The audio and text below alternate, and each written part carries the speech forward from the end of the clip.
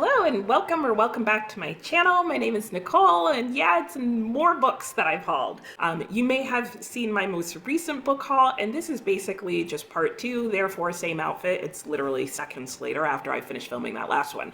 I'm just splitting it apart so that you don't have to sit here for the rest of your life watching me talk about the books that I hauled. So I'm gonna go ahead and get started because I have pretty much the same amount of books as in that last book haul, but this time I'm gonna try and talk about them a little bit more than I did in the one before. So I'm going to start with the two works of nonfiction. That's not even true. Only one of them is nonfiction. I'm going to start with the nonfiction that I have here because this influenced a lot of the other purchases. I found this book used. It is 500 Great Books by Women. I mentioned in the last video that I'm trying to find more book recommendation lists to give me ideas of books that I might want to read that are based more on things that I'm interested in. I have tended to notice that a lot of the books that I purchase are written by men. And I wanted to read particularly more classics written by women.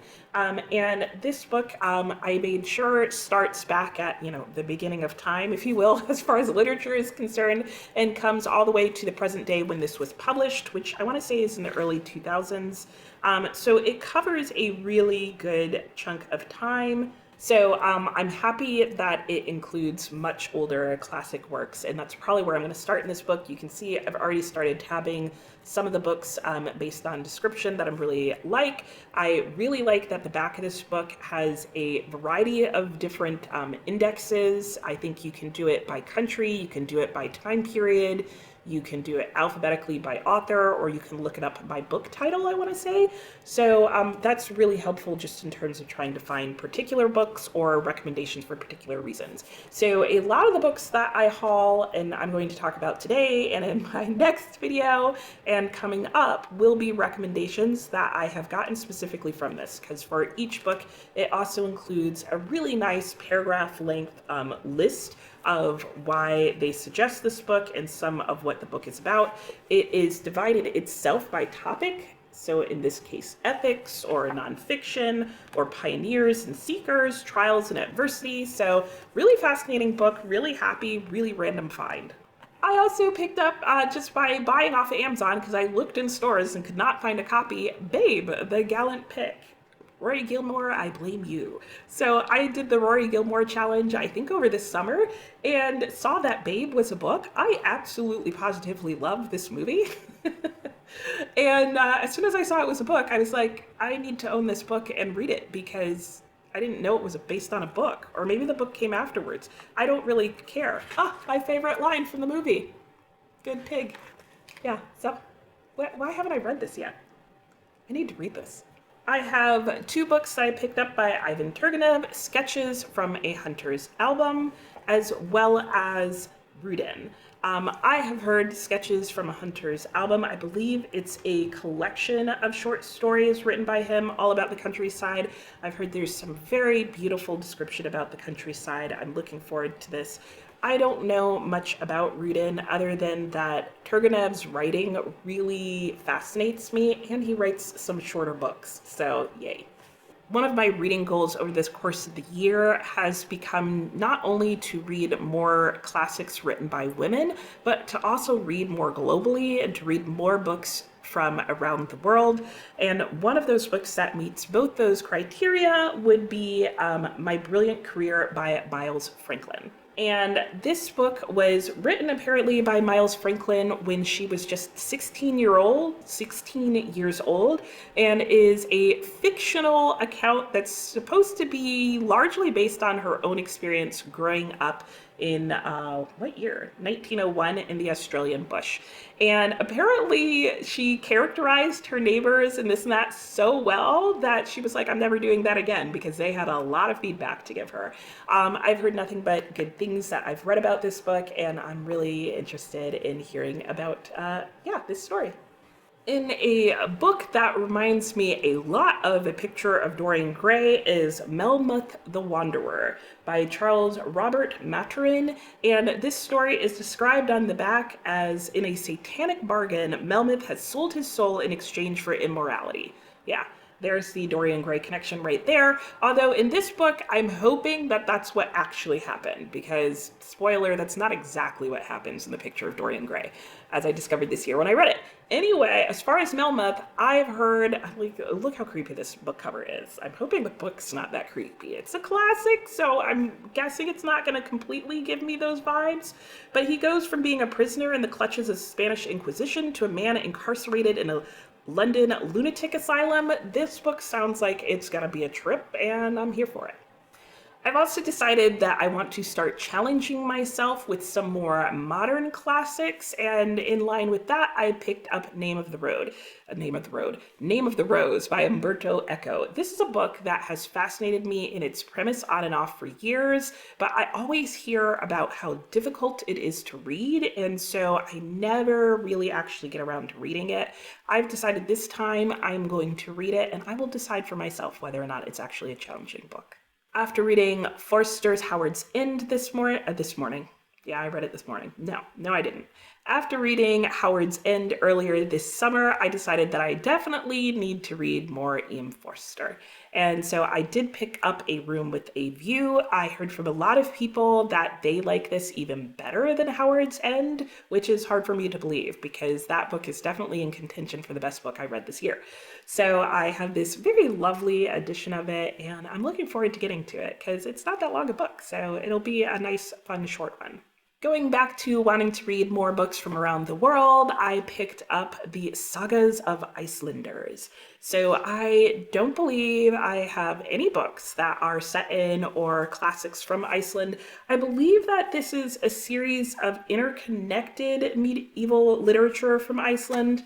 I read the description a while ago. It's something like that. I got the sense that it's not just one long book, but that it's a couple of different stories and something along those lines. I was interested, and yeah, I love the cover.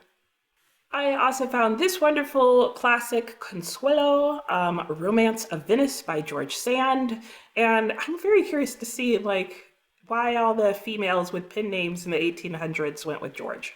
Maybe it was a common name, I don't know. I'm sure there's gotta be something behind that. But anyway, Consuelo takes place in Italy, I believe, and the heroine is Consuela.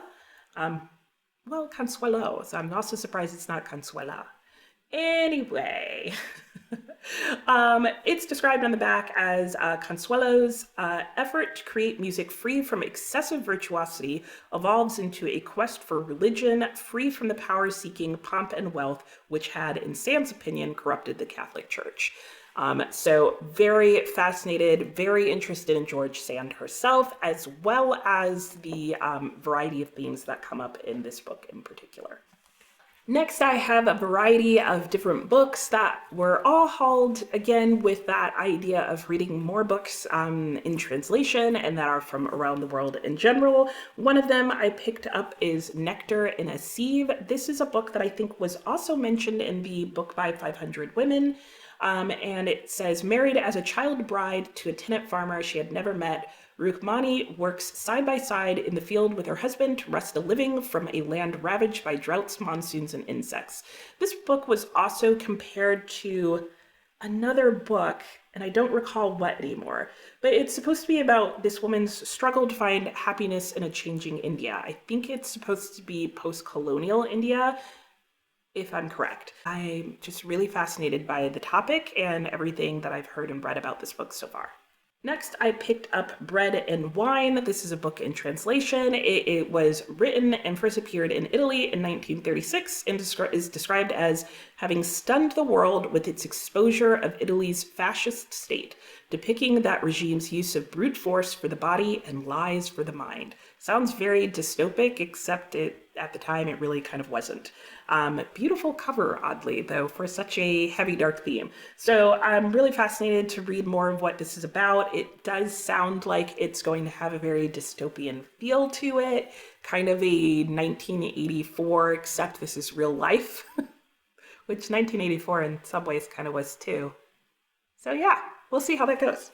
A book that has been on my TBR list for a while, and one that I finally just decided to bite the bullet and pick up because I keep thinking about it, is Spring Snow. This is a work of Japanese fiction and sounds really fascinating in a lot of different ways. I absolutely love this cover, and I've been wanting to read this book for a while. It's not too long, so hopefully I'll get to it sometime soon. I also picked up Precious Bane by Mary Webb, which I think might be on the 1899 list that I'm working off of, because I feel like I've heard of this book somewhere before. I just picked it up off the bookshelf where I found it. But on the back, this is compared to the great novels of the Bronte sisters and Thomas Hardy, and is also considered to be like Jane Eyre, and the heroine is considered to be like Jane Eyre or Tess of D'Urbervilles. So lots of name dropping going on the back of this book, so I'm hoping it lives up to its own hype. And thanks to another Italian classic that I listened to over this summer, which would be Zeno's Conscience, which is somewhere around here, I realized that I really like books that look at and consider people's own psychological understandings and thoughts. And because of that, I picked up Confessions of an Italian, which is more or less so what you could say Zeno's Conscience is. So I am hoping to enjoy this book as much as I did that. And I just absolutely love the quote on the back of this book, which is, from what I can tell, the quote of our protagonist talking about his experience of the Napoleonic Wars and his thoughts on it. And he says, Bonaparte treated Venice like the lady who mistakes servitude for love, who kisses the hand that beats her. First he neglected her, then he insulted her, then he enjoyed himself deceiving her and mocking her, and finally threw her under his feet. Amazing. I did pick up The Bridge on the Drina, which is a translated work that is about the Balkans, which is an area that I know very little about and find very confusing because some of the places in that general area are no longer called what they were called when I was a child, and now I'm just completely confused. I really need to look at a map and overlay the two so I can understand what happened in my mind, because I don't think my mind map has caught up with the world map. And then it doesn't help that some countries consider certain countries countries and others don't recognize them as such. We're not going to get into that, but I am really interested in reading this. It talks about a stone bridge built 3 centuries ago in the heart of the Balkans by a Grand Vizier of the Ottoman Empire that dominates the setting of this novel. And so I'm imagining that it's going to talk about just sort of the passage of time in history as it relates around this one particular area, which I do kind of like when books do that because it kind of helps me understand a geographic area better than my fuzzy brain map. I got a copy of Perfume by Patrick Susskind. This is a book that I've been wanting to read for quite a while and for some reason keeps popping up around BookTube.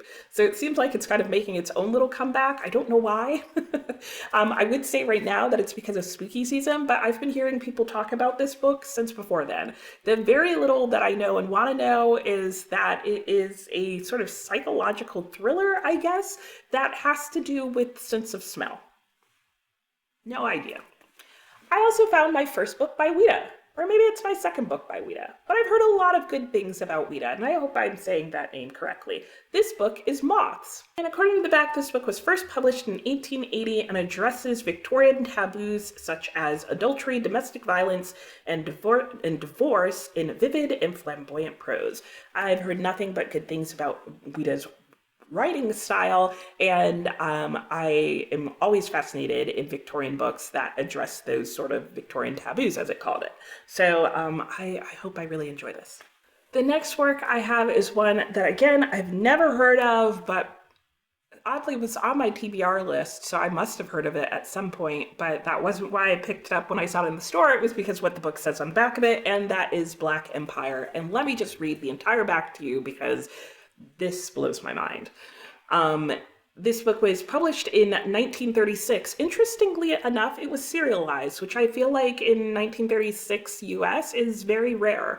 But it tells the electrifying tale of Dr. Henry Belsidus, a Black scientific genius who masterminds a worldwide conspiracy to take back the African continent from imperial powers and punish Europe and America for white supremacy and their crimes against the planet's Black population.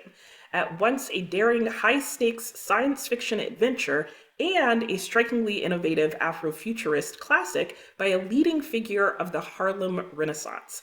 This controversial and fearlessly political work lays bare the ethical quandaries of exactly how far one should go in the name of justice, which is a theme that I always love. So it kind of reminds me in that sense of The Count of Monte Cristo, because I would argue that's actually more what that book is about than just flat out revenge. Anyway, sidebar, super fascinated. Also, gorgeous cover. Like, I want that painting.